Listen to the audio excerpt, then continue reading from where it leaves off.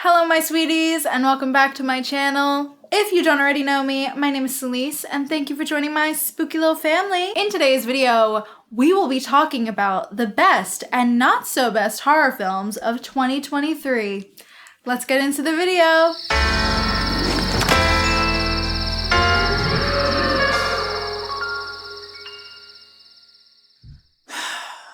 Hey Spooky. Hello. It's good to be back. I had my little winter vacation, but I wanted to come back for the new year. Well, the New Year's Eve. Welcome back. Yeah. But it's a new year. Almost. And while preparing for this video, I checked Wikipedia, right, for like all the happenings of the year. And it was unfortunately just a bunch of political unrest, so that was way too depressing to mention. But there was a lot that happened this year. We had a lot of movies, a lot of music, a lot of memes. Some that were a combination of both, like the Planet of the Bass song or Barbenheimer. Right? You like that stuff. I do. What was your favorite meme of the year? Favorite meme of the year? I don't even know. My memes are probably all outdated. I'm like somebody's mom. Well, mine was when they made Plankton sing All I Want for Christmas Is You. That one was gas. Yo, I wish they would have done that near Christmas. I would have been bumping that. We don't support AI though. No. We are AIK here. But most importantly, that happened this year. You hired me. I did. And we started working together. We still haven't gotten season 2 of Jalo Era yet, but you know what? One thing at a time. It's coming. You've been saying that literally since 2022. But you know what? We're going to let it rock. So, we are going to be talking about the best and not so best. So, do you want to start with the best or the not so best? We are going to be starting with the best horror films of 2023. Okay. At number 10, I know, everyone's going to be really upset. I have Evil Dead Rise, directed by Lee Cronin. I agree with that. Starring the beautiful, the ever so lovely Maggot Mommy herself, Alyssa Sutherland. It's very unfortunate. This movie is at number 10, not because it's bad. Remember, this is still in the best category. This movie is at number 10 because it just didn't have enough story for me. And I've done an entire review of Evil Dead Rise here on the channel. That's actually the first review I ever did with Cornelius. Good times. Good times. Good times. Good times. There's just not enough story there. It's a fun movie. There's a lot of fun, gory moments. There's a lot of little homages, to Evil Dead 2. So I really like that. But in terms of being really up there for me, it does have to be at number 10. However, all the actors and everybody slayed, so we love that. And now we can move on to number 9. At number 9, we have Thanksgiving, directed by Eli Roth. Eli Roth. Oh, that really pains. Oh my God. I think I might have to have a shot that I have Eli Roth somewhere on my best. We don't really love Eli Roth here. I have not been an Eli Roth fan. I don't really like his movies. But I will say, this is the first time ever where I've had to really think, oh my God, did Eli Roth actually make a good horror movie? And I think it just so happened to be that in the year of 2023, Eli Roth finally figured it out, ladies and gentlemen. Finally figured it out. And he didn't need to make one character say a slur. Yeah. No, you know what? Actually, I don't remember now. I shouldn't say that. There might be one slur in this movie, but it wasn't memorable like in the other ones. So you know what?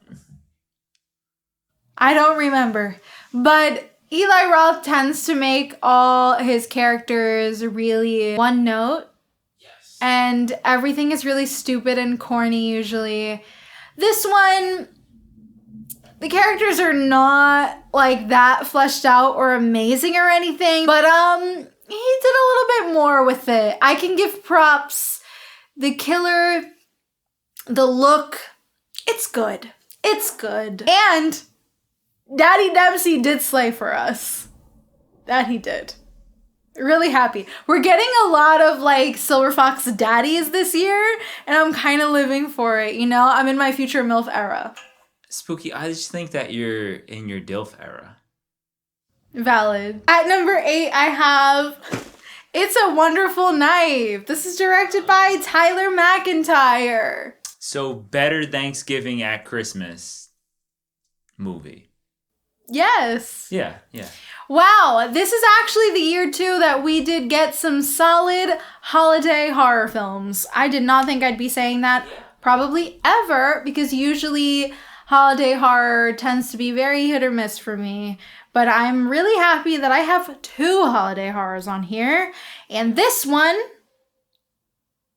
is very gay. Now, all we need is at least one good Easter Bunny movie. That would be amazing. Anything but Easter Bunny Kill Kill. That's like a jump scare. That was the first time you ever got drunk? The first time I got drunk was to Easter Bunny Kill Kill. Yeah, I remember you were drinking Jack and Coke, and you drank 2 of them in like 5 minutes, and you're like... No, it was not Jack and Coke. You are incorrect. It was Captain Morgan and iced tea. Oh, what? That was the drink? Why did you drink that? That sounds terrible. Rocco made it. That says enough, actually. So, It's a Wonderful Knife is basically a horror version of It's a Wonderful Life. I have not seen It's a Wonderful Life. I know a lot of people are going to come for me in the comments with that one, but no, I have not seen that film yet. So I really have no attachment to it, like I know lots of people do around this time of year. But I had a great time with this one. Justin Long does this very ridiculous character, and it's a lot of fun. It's a lot of fun. I love the look. I love the accent he's going for. He's really just serving. He's serving charisma, uniqueness, nerve, and talent. And then we have some really great leads. They were both really great. They were a lot of fun. Specifically, Bernie made me feel safe. It made me feel seen. That's all I have to say about It's a Wonderful Knife. Super fun holiday film. If you are looking for something to watch during Christmas next year, if you still are on a little Christmas kick, you know, check it out. It's on Shudder right now. Now at number 7, we have Saw X. Directed by Kevin Grudert. This was pleasantly surprising for me. This is Tobin Bell's movie, and I'm so happy we got to see more of Jigsaw and his story. We got to spend a lot more intimate time with him.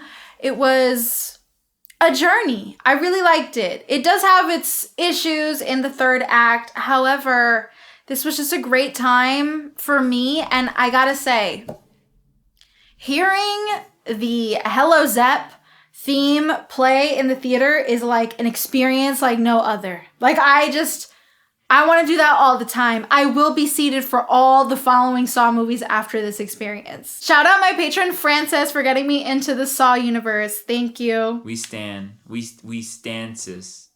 We stances. All right, so what do you got at number 6? I don't know if I before you can do. I don't know. I think I agree with you though. 7 is a okay, good, because nobody comes here for your opinion. That's not true. I have fans, right? Give me leave an F in the comment in the comment section if you're a Cornelius fan. You're really just the butler, so let's move on. Just go to number 6. At number 6, we have Scream 6, and this is directed by Matt Bettolini-Olfen and Tyler Gillett. This movie, a great time. I'm a Scream girly, you know? I had so much fun. We have our Latina queens here. We have Jenna Ortega and we have Melissa Barrera, and they're slaying. And it takes place in New York City. It's not really New York City, which kind of broke my heart a little bit. They did not shoot here. I believe they shot in Canada, in Montreal, I think. Yeah, I think it was Montreal, which makes sense because they did try to make this one park look like Central Park, but as a New York City native, I knew it was not Central Park. Also, you know there's like 2 alleyways in all of Manhattan?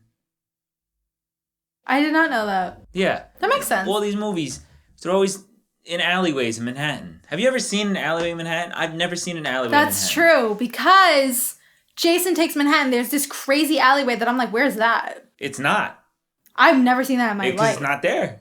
But to continue on about Scream 6, actually speaking about the opening with Samara Weaving, it was one of my favorite openings, I think, of any of the Scream movies. I thought it was a great, solid opening. I think Samara Weaving always slays. She is very much a Scream queen. And yeah, it's just a lot of fun. It is unfortunate we are not going to be getting an end to this story. At number 5, I have one that's a little lesser known. This was more of an independent release that I'm really excited to talk about. I have The Passenger, directed by Carter Smith. This film stars one of my favorite kings ever, Scream King, Kyle Gallner, and it also stars Johnny Berchtold, or Berchtold? I don't know how to say your last name, I'm really sorry, but you did slay. So, I loved this movie so much, I say that this is like Thelma and Louise for the gays. That is just Thelma and Louise. I mean 2 gay boys though. It's Thelma and Louise for twinks. It is. And I loved every second of it. There were a lot of moments of gay subtext here, and I really wanted them to go for it. They don't, but there's enough subtext there that I was like, okay. And also, we do get this lovely moment towards the end of the movie of Kyle Gallner giving us a really good monologue in bisexual lighting. But outside of the gay vibes, which makes my gay little heart very happy, the movie itself is a fun ride, and it's a very interesting story. And also, it has a lot of substance. There's so much meat there. The characters seem like real people, and I feel like not enough people were talking about this one. It had to be on my number 5 because I have not stopped thinking about it since I've seen it. So, if there are any movies on this list today that you haven't seen that you feel like you need to put on your list, this one needs to go first.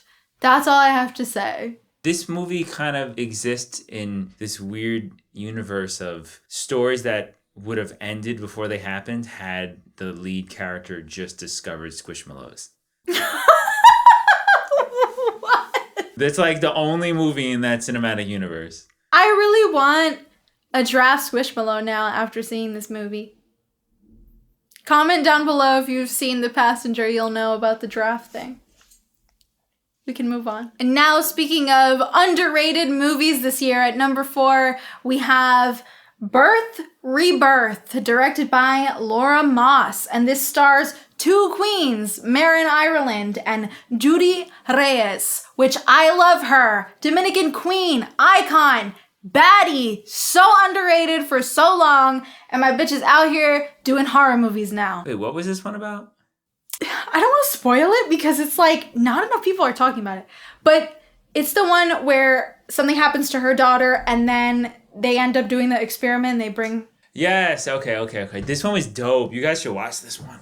This one is wild. No, this one was good. This movie was a pleasant surprise because usually with any pregnancy-esque horror, I'm on the fence about it. I'm like, all right, it's gonna rip off Rosemary's Baby in some way, but not be as good, and they're probably gonna do some stuff I don't really like. But this one was a pleasant surprise. These 2 women are powerhouses. They get together to do this thing. They both individually are having their own struggles, and both their struggles in a way are very relatable. And it's also just a great script as well. So I just loved this movie. And again, the performances, you will not be disappointed. You will not be disappointed. And also, if you like any type of reincarnation horror films, then you will definitely enjoy Rebirth. Now, we're really getting to it. At number 3, we have, it was so good, we have Infinity Pool, directed by Brandon Cronenberg. I almost forgot this came out this year. I totally did. I love this one. This was a great release. I am very excited. I know this may be a little controversial or whatever, but I am not like a hater. I'm just like not really into his movies. Like I've seen them, I'm like, Yeah, that was good. But I haven't been, like, enthralled with them like I know many have. And, you know, I respect his work. So I'm very excited that Brandon Cronenberg is really, like, doing stuff. He's out here really doing it for me. He is very similar to his dad, but he has his own style, and he can really hold his own. In this movie, we have Mia Goth and Alexander Skarsgård playing off of each other, and they both are so great. He is so great at being absolutely pathetic, and she is so amazing at being a Dami mommy. So I loved it. Horny horror is back. We are so back, and I am so excited, and I'm really hoping for 2024 to have more horny horror, and I want Mia Goth in all of them. I was panting and stomping my feet every time she insulted Alexander Skarsgård. This movie, it's a weird one for sure. It won't be for everyone. It's a bit confusing. I'm just really happy for like the more erotic, kind of dirty horror movies to be back. So thank you, Brandon Cronenberg. Love that for us. And speaking of horny horror, I know. Sit down. You're not going to tell me about like, you know, this is not a horror movie. This is actually a thriller. And I didn't really think so. It's like a drama, whatever. It actually is an erotic thriller. Look it up before you come through and like insult me. At number 2, we have an erotic thriller that I absolutely loved. And that is Sanctuary, directed by Zachary Wiggin. Oh, I didn't see this one. This one looks so good. It looks so horny. Slacking. Everybody's cute in this movie. Whoa. This movie would have been at my number 1 if the other movie didn't come out. I actually got to see this movie. I got to see an advanced screening of this movie with a Q&A with Margot Qualley and Christopher Abbott after, and it was an amazing experience. But it felt really awkward having seen both of them like do all this crazy sex shit, and then like they just like came out from behind these like curtains after the movie and everybody was kind of like sweating.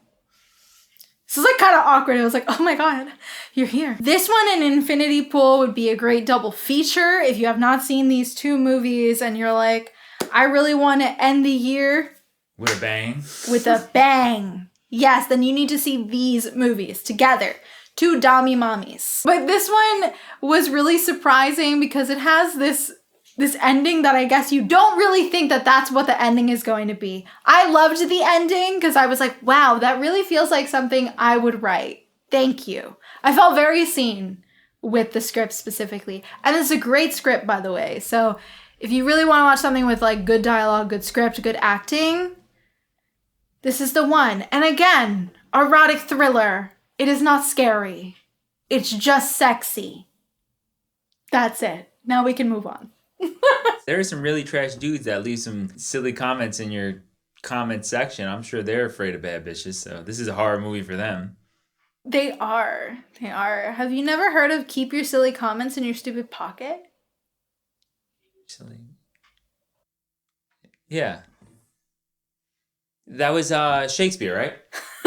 Now that we're done thirsting for the Dami mommies, we can get to my number 1. And my number 1 is, to no one's surprise, I did an entire review of this movie. I titled it, You're Sleeping on the Horror Film of the Year. Winnie the Pooh, Blood and Honey?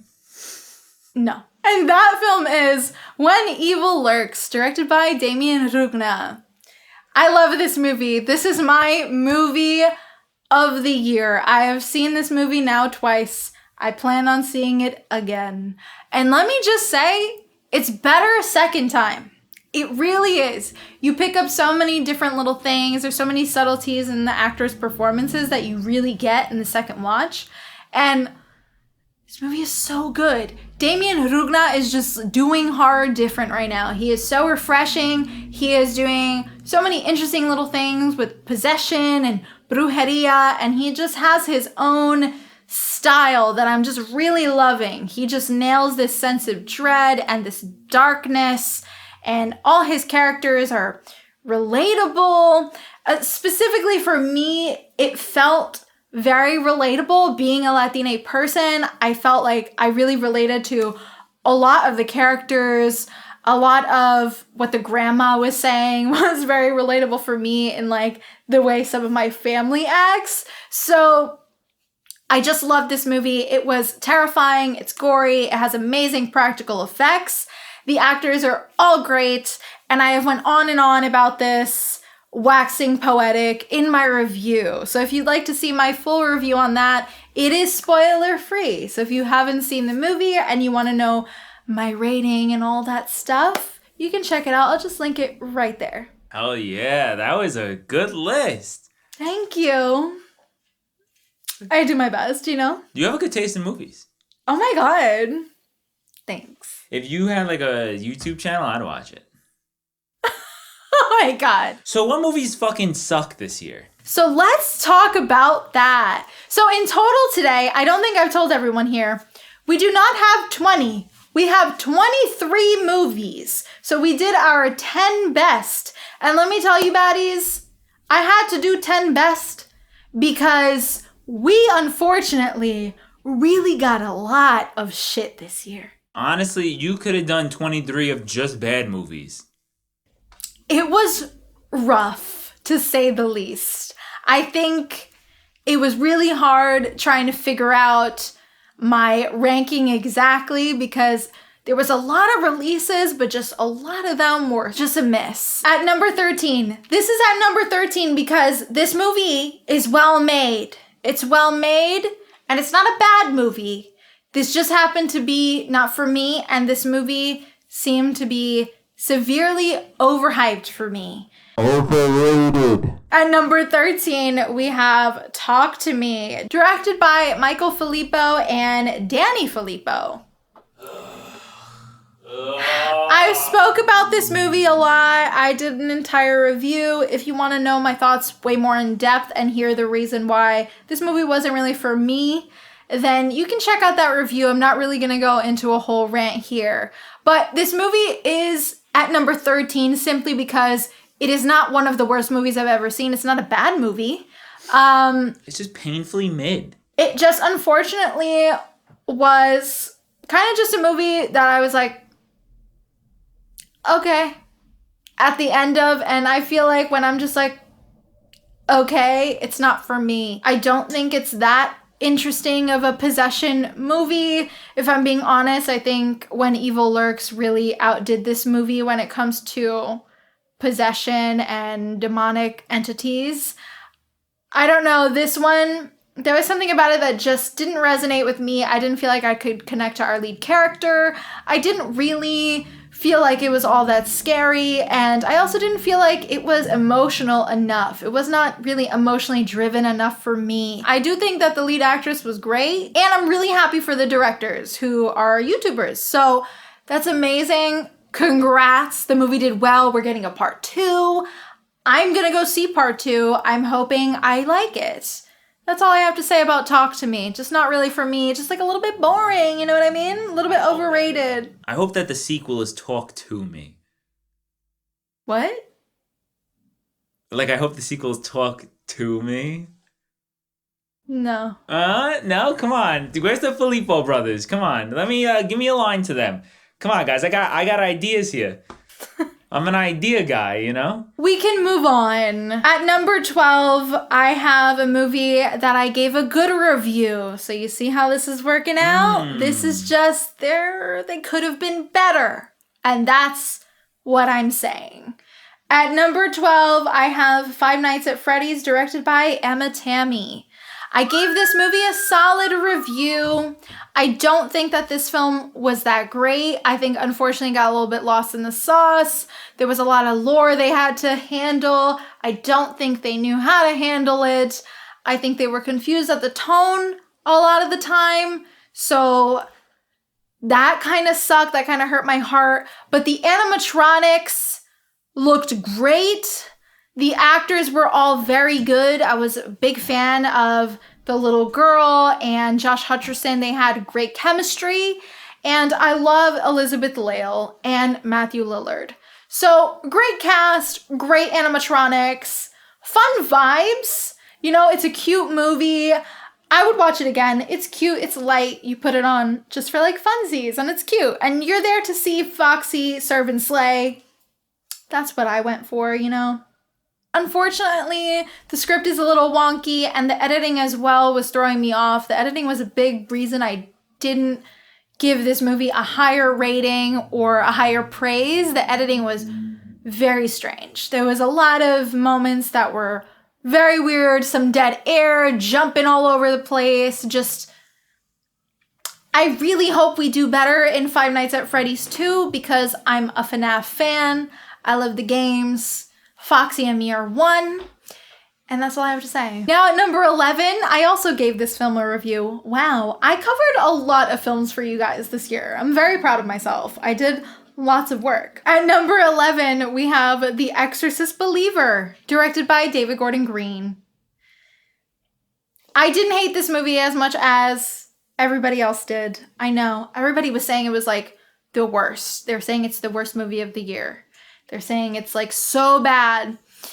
Once again, if you want to know more of my thoughts in depth, then you can definitely check out my review. This movie, it's just a bit boring. It's just a little bit corny. And once Ellen Burstyn arrives, things get really, really weird and wonky. And unfortunately, David Gordon Green has not been serving in my book, and he hasn't been serving since Halloween Ends, maybe a little bit in Halloween Kills.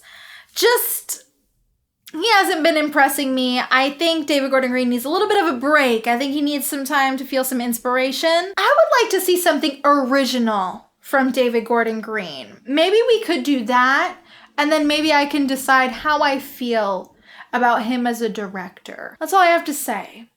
Exorcist Believer. There's nothing else to it. Okay, so at number 10, I actually forgot this movie was released this year. Cocaine Bear, directed by Elizabeth Banks. This movie feels like it came out in 2013. I have a lot of questions. What happened? That's my biggest question. What happened? First of all, when they were doing the promos for this, it looked really stupid. But I was like, okay, it's probably going to be campy. She's going to make it fun. Elizabeth Banks is funny. I thought it would be funny. But I don't think Elizabeth Banks is growing with the times. I think her humor, I fear, has stayed in the past. Because everything that was happening was not funny. It was crazy. It was a whole comedy movie, not one funny joke. Not funny. And I think they kind of try to make it seem like it was going to be more of a B movie kind of They did. And it was really just a bad comedy. Like, it wasn't even a comedy horror. It was just a bad movie. Yeah, that's what disappointed me. I thought it was going to be this like fun B movie kind of thing, kind of like Velocipaster vibes. Yeah, that's what I thought we were going to get. But no. Or like a Sharknado kind of thing, maybe. Yeah, but no, we don't get that. It's just bad. Really bad. CGI bear, I think. I'm pretty sure. Is it a CGI bear? I don't even know. I don't remember. I saw this movie once. I don't care. It was boring. It was unfunny. And that's a problem. If you're going to be doing horror comedy, please be funny. I think a good rule of thumb is if you're going to be making a comedy movie, to be funny. I really wanted to like it. I'm an Elizabeth Banks fan.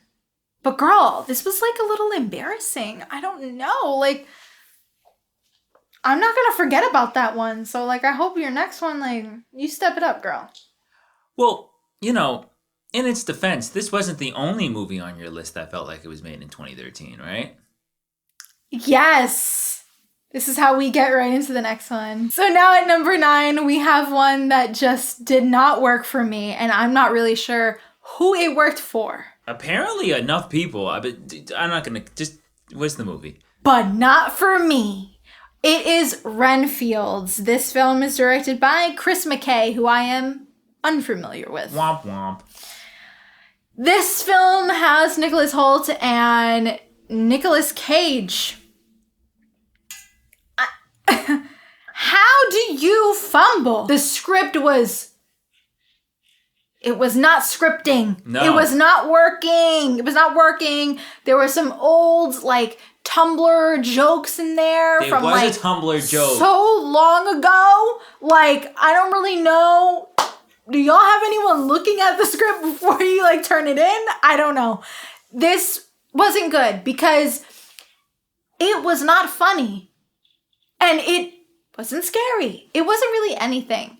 It was just weird. I don't think they made good use of Nicolas Cage either. No. Which is very upsetting to me. I thought it was fun to see them recreate some of the scenes from the OG Dracula. You know, he does the I never drink wine. And I love that. Thank you. I've been really wanting to hear Nicolas Cage say that. So thank you for putting that in. But you really could have put effort in the rest of the movie. And it's crazy because that's the first 10 minutes of the movie, and that's the only good 10 minutes of the movie. That's it. Everything else is bad. Awkwafina is awful. Awful in this movie. And she has no chemistry with Nicholas Hoult. And just, I don't even want to talk about this movie anymore. It feels like it was supposed to come out in 2013. And just like, can we, as we're speaking of, I guess, nostalgia, at number 8, we have VHS 85. This film is directed by a couple people because it is an anthology. Scott Derrickson and David Bruckner. I'm not big into the VHS movies outside of the first VHS movie. These movies are kind of losing me, and I unfortunately feel like they just want to keep pumping them out every year, so everything feels a little bit rushed. There's always 1 or 2 segments that I like, and everything else feels like a waste of my time. So unfortunately, that was the same case with this movie. I was surprised they also made their own song for the movie. Okay. I didn't know these movies were like so big that they get to make their own songs in the movie now. But it's just not for me. This is not an anthology series that I like. I don't really think it does anything, and I'm really over the 80s. The 80s is done. I'm done. I am tired. I know. Stranger Things made y'all all 80s crazy, but you know what? It's been years now. Let's let it go. The 80s is dead. Okay? It's done. I don't care. It's done. I don't want to hear about it. I don't like it. VHS 85, it did nothing for me. That's all I have to say. Not really my thing. I will be watching the new one because I, of course, want to make sure I tell you all my opinion, but at this point, it's starting to make me really exhausted. So I do hope that they end this franchise sooner than later, because at this point, I'm like, it's capped. Let's move on. You see what we do for you guys? See what we put ourselves through for you? I struggle a lot. Yeah, because we care for you. We are like public servants. Now, at number 7, we have yet another movie that I did a review for. So if you want to know my thoughts more in depth, then you should check out that review. We have Insidious The Red Door, directed by the icon himself, Patrick Wilson. Where to begin? I actually don't hate this movie. I don't really hate this movie at all. And I don't think it's like bad. Certainly wasn't good. But it's not great. It was kind of just okay. Okay, I can accept that. And that's it. The only thing that really disappointed me here is they didn't do enough fun shots for me. That was a big thing, because in the past with Insidious, we have gotten some cool little shots here and there, some cool jump scares. Unfortunately, they just kind of stopped being creative with the shots and the jump scares, which is kind of a bummer. And not to mention, they really did not touch on a lot of things that I feel like Insidious fans have been wanting to know. We unfortunately don't know any more than we already did about Lipstick Face Demon. And that was very sad, because how many years has it been, and you guys decided you're going to do another Insidious and you're just not going to touch on anything, and you're not going to expand the lore of the Further, or specifically the strongest demon in the fucking Further, the lipstick face demon. Y'all were just like, no, we don't gotta do that. And that's a problem for me, okay? Like, I think that this was a sweet send-off to the Lambert family, but I mean, can we do more with it? Can we do more with it? I don't know. It was just one of those movies that it was cute and it was sweet. And that's it. But I have to be honest, for my horror movies, it needs to be more than just cute and sweet. So now at number 6, we have one that was really disappointing for me. I'm really so sad about it. I'm still sad about it. We have Cobweb, directed by Samuel Bowden. So this film has some actors I really like and respect. Oh my God. It has Lizzie Kaplan and it has Anthony Starr. This movie, it's so upsetting because this movie starts off so strong. It has such a strong atmosphere, this very fall atmosphere. They really should have released this during Halloween time. For some reason, they released this movie in July. I'm not really sure why they couldn't wait a couple months. But it has such a good, nice fall atmosphere. It feels very cozy.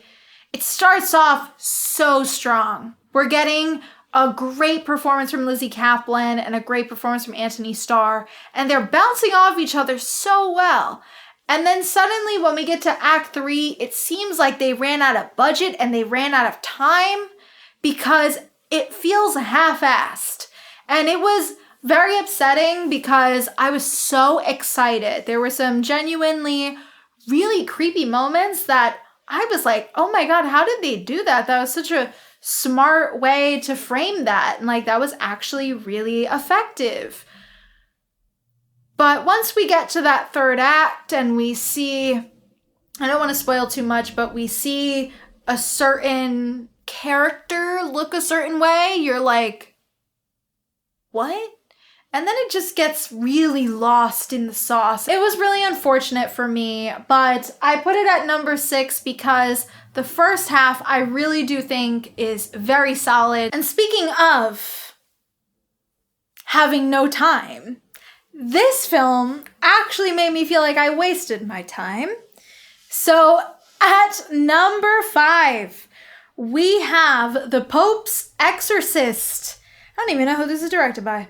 This is directed by Julius Avery, and it stars Russell Crowe. And Alex Esso is in this movie. Mommy. I've been a stan since Starry Eyes, my queen. Indie queen. Now she's a mainstream queen, kinda. Is she? Kinda? A little bit. She's a Mike Flanagan girly now. Congrats. I can't. I'm sorry. I'm still thrown off by this. I thought the Pope was getting exorcised. No. So you thought it was the Pope's exorcism? Oh, because the Exorcist is a noun. This is called the Pope's Exorcist. Oh, because the Exorcist is the guy doing the Exorcist, not the... Welcome back to the world. So I actually don't have too much to say about the Pope's Exorcist, other than it felt like a waste of my time, and I thought it would be at least campy and fun, but it was just kind of really boring. It really didn't do much, and the script was a hot mess, and also CGI. Ooh, just like, I didn't love this. This was not really for me. It wasn't strong enough, and also, I didn't really like Russell Crowe in this. I didn't really like his performance, to be honest. I just feel like there was something really off about this movie. It just wasn't really for me. Not my kind of horror movie. And I think it could have been better. At least it could have been campy, and it was not that. Now at number 4, yet another disappointment. We have Dear David, directed by someone I'm also unfamiliar with. John McPhail. Weird name. This film has Justin Long for some reason. That was like a jump scare. I was like, oh, Justin Long, you're here. I mean, I was really happy to see him, but he's not in this movie for that much time that I was like, okay, I can stay. Like, invested.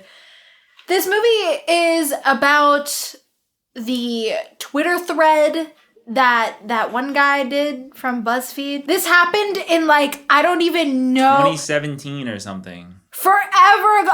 Why are we 20. making a movie about this? I do not want to watch a movie about BuzzFeed. I don't care how they try to change history. BuzzFeed was always cringe. I always thought that guy's comics were cringe. And I always thought BuzzFeed was cringe. And I think everybody did at the time. And I don't know what this revisionist history is.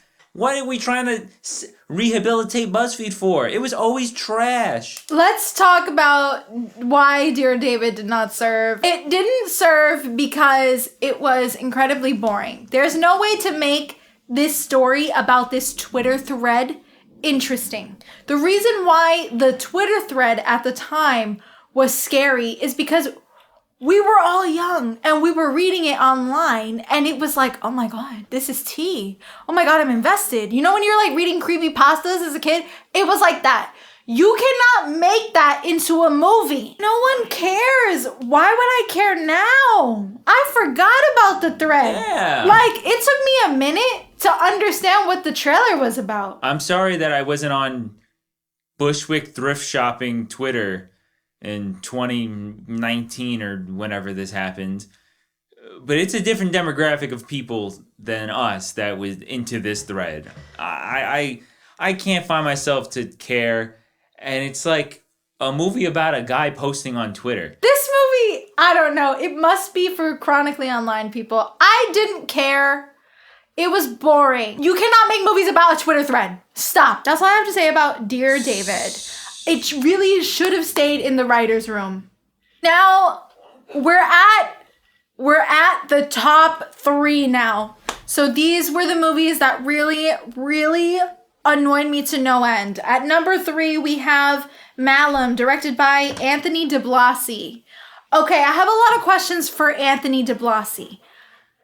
This is a remake of The Last Shift, also directed by Anthony de Blasi. I like The Last Shift. I have talked about that movie multiple times here on the channel. I have recommended it. I have put it in my underrated gems list. I've talked about it. I think it's a solid movie. I think it's a little gritty. I like it. For some reason, Anthony de Blasi wanted to remake his own movie.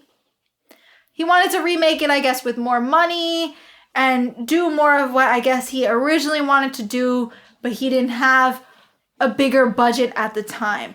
I respect that. However, some things don't need to be touched. I think that he did so well with the amount of money that he had the first time that this was completely unnecessary. This one ruins the first movie, and that's upsetting for me. This is what you wanted to do with more budget?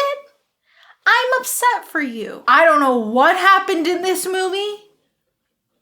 There was too much going on. Script, not working. Okay? Last act, not working. The moment at the end, bad. Okay? Bad. Did no one learn from the sins of George Lucas? Anthony de Blasi, if you're watching this, I am a fan. Please, do something else. Malum. No good. Well, that was not the worst on the list, though. We still have 2,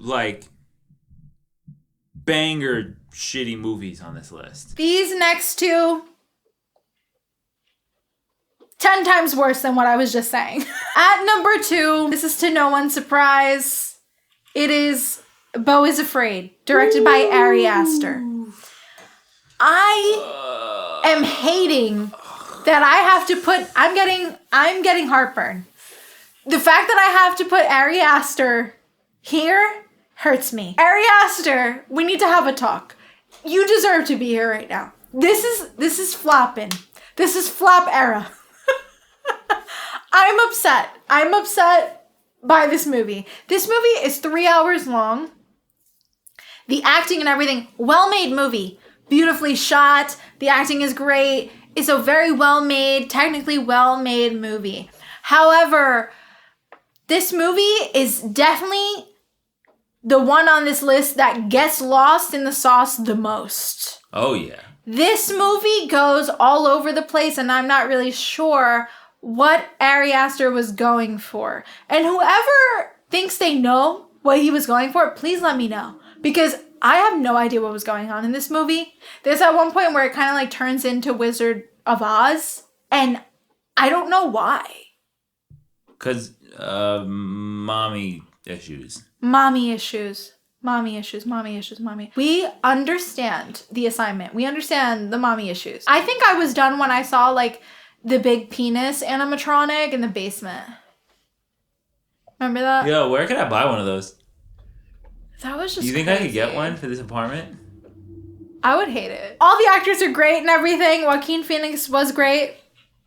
This movie it's just not good. It's not good. And I'm really sad about that. I'm sad about that. Love Midsommar, love Hereditary. I don't know what this was. Even though that was a flop for me this year, There was one to top them all. there was one to top them all.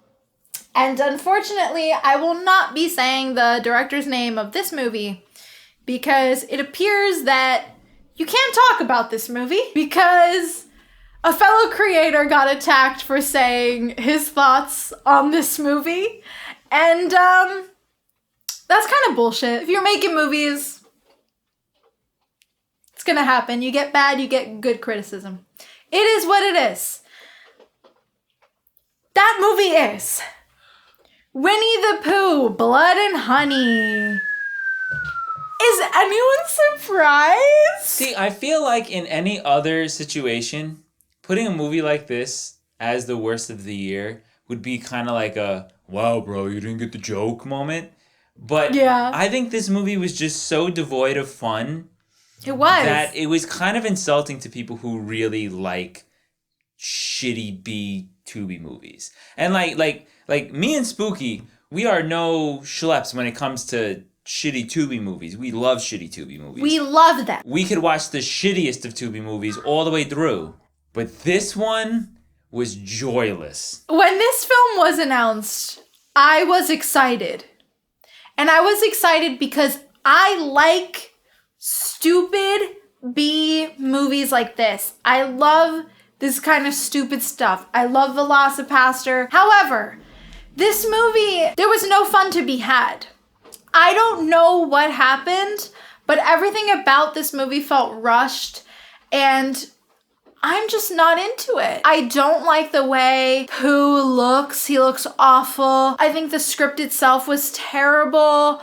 There was just a lot of stuff that just didn't work. Everything felt very rushed, and while I do respect the indie filmmaker journey and things like that, and I know it is not easy to make a movie, this movie specifically, they could have given it more thought. They could have done more with the script. We could have gotten some more something. It needed substance, and it lacks in that department, unfortunately. And it's not really fun. It doesn't have any fun kills. Somehow we are getting more of them. In the year of 2024, we are getting more of these movies. We're getting another Winnie the Pooh, Blood and Honey. We're getting Bambi the Reckoning. And I'm not really with it. Not to mention the fact that they're kind of icky about people having their own opinions on their movie. I don't really support that. So, sorry, you're at number 1 for not so best. I'm kind of excited for Bambi the Reckoning, though. That's a badass name. Like, between Bambi the Reckoning and Bambi Meets Godzilla, like, that's gotta be the best Bambi content we have in the horror world. I like the title, Bambi the Reckoning. I don't think it's going to be good, though. All right, so now it's time for my top 10 best and not so best of the year. At number 10... That is it for today's video. Thank you so much for watching. Don't forget to like and subscribe, as it really helps me a lot. And be sure to click that little notification bell to be up to date every single time I upload. And let me know in the comments What was your favorite horror film of the year, and what was your least favorite of the year? I'd love to talk about it. Thanks so much for watching, and I will see you guys in the next one. Bye.